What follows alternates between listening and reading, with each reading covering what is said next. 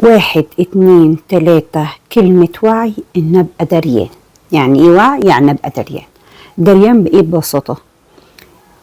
ابقى واعي يعني اعرف انا فين الحتة اللي بعاني منها او فين مشكلتي علشان اقدر احلها.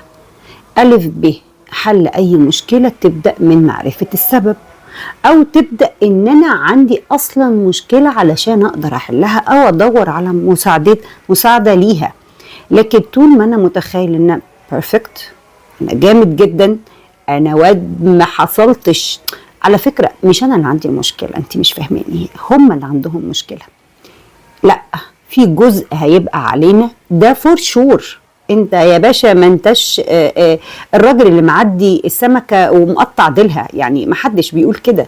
انت راجل جامد جدا، بس لازم هيبقى اكيد في يوم من الايام عندك في مشكله ما انت بتنكرها او مش واخد بالك منها او تعبان او بتكبر دماغك منها او مش عايز تعترف بيها.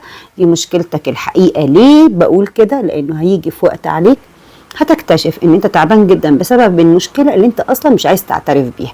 طب وعلى ايه يا مان؟ ما تقول انك عندك مشكله وتدور على حد يساعدك. بسيطه اهي، بسيطه بسيطه، بس احنا نبقى ناخدين بالنا من المواضيع. مفيش اي حاجه. اوكي، سلام.